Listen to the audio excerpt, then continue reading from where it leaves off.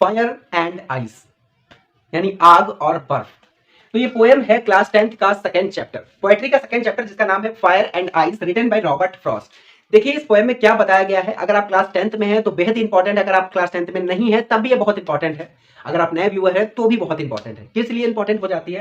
क्योंकि इस पोएम से हमें ये पता चलेगा कि दुनिया किस तरीके से खत्म हो सकती है। ठीक है, ये पोएम जो है रॉबर्ट फ्रॉस्ट ने लिखी है और वो संभावनाएं बता रहे हैं कि इस दुनिया को खत्म होने के कितने तरीके हैं, क्या है इस पोएम में, आइए जानते हैं बिना किसी देरी के। देखिए अगर हम लोग रॉबर्ट फ्रॉस्ट यानी इस चैप्टर के जो कंपोजर हैं, जो पोएट हैं इसके, उनकी बात करें तो ये दुनिया जो है वो बताते हैं कि दो तरीके से खत्म होगी, यानी फायर यानी आग से खत्म होगी, आइस यानी या तो वो बर्फ से खत्म होगी।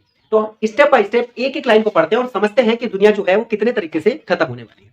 देखिए सबसे पहले तो लाइन लिखते हैं, सम से the world will and by fire in fire, यानी बहुत सारे लोग कहते हैं कि ये जो दुनिया है वो फायर यानी आग में खत्म होगी। ठीक है, फिर लिखा है सम से इन आइस, और कुछ लोग कहते हैं कि जो दुनिया है वो बर्फ में खत्म होगी। ठीक है, अब ये आग और बर्फ का आशय क्या है वो आगे की लाइनों में हमें पता चलेगा। ठीक है, क्या लिखा है, from what I have of desire, लेकिन जैसा मैंने अभी तक देखा है, जैसा मैं अभी तक देख रहा हूं, I hold with those who favour fire, मैं उनके साथ हूं जो आग का साथ दे रहे हैं, मतलब जो आग के पक्ष में है कि दुनिया आग से खत्म होगी। अब ये आग से ये कहना क्या चाहते हैं? देखिए आग का मतलब है जिस तरीके से हम लोग जो नई नई टेक्नोलॉजी बना रहे हैं, परमाणु बम, एटम बम, ठीक है, हाइड्रोजन बम, जो बम बन रहे हैं ये सब आग से खत्म होने के एक तरीके हैं कि आग आप डाल दे रहे हैं, एक तरीके से ये बारूद है और बारूद आग का काम कर रहे हैं। तो ये बताते हैं कि जिस तरीके की टेक्नोलॉजी को हम लोग यहाँ पर रिप्रोड्यूस कर रहे हैं वो हमारी दुनिया को आग से खत्म करेगी। ठीक है, उसके बाद लिखते हैं, but if it had to perish too, अगर मुझे दोबारा सोचने के लिए दिया जाए, यानी अगर ये दोबारा बन पाएगी, मानी आग से एक बार खत्म होगी, अगर ये दोबारा होगी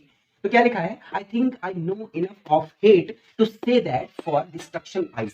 इसका मतलब क्या हुआ कि अगर ये दुनिया दोबारा बनती है तो मुझे पता है कि जितनी मनुष्य के दिमाग में घृणा है एक दूसरे के प्रति, ईर्ष्या है, एक दूसरे के प्रति जो जलन है, वो इस दुनिया को खत्म कर देगी। देखिए आइस का मतलब यहाँ पर क्या लिया गया है, आइस का मतलब यहाँ पर लिया गया है एक दूसरे के प्रति जलन, जैसे जलन, घृणा और ईर्ष्या एक दूसरे के दिमाग को फ्रीज कर देती है, उसे सोचने समझने की कोई नहीं रहती इच्छा, वैसे ही बर्फ जो है वो शरीर को सुन्न कर देता है, उसे सोचने समझने की कोई कदर नहीं रह जाती। उसी तरीके से जो बर्फ है वो हेट्रेड, हेट का मतलब होता है घृणा, घृणा एक तरीके से दुनिया को खत्म करने का एक रास्ता है, यानी हेट को आइस के रूप में लिया गया है, और जो भी आपकी नई टेक्नोलॉजी है जिससे दुनिया खत्म होगी वो आपकी फायर के रूप में ली गई है। ठीक है, फिर उसके बाद में क्या लिखा, इज आल्सो ग्रेट, ये भी एक बड़ा तरीका है, एंड वुड सफिस, और ये सफिशिएंट है, पर्याप्त है इस दुनिया को खत्म करने के लिए।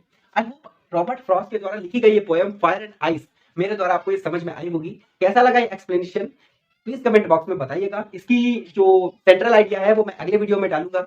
जब तक के लिए चैनल पर नए हैं तो सब्सक्राइब करिए, कमेंट करिए, जो चीज ना समझ में आए वो पूछिए। मिलते हैं नेक्स्ट वीडियो में।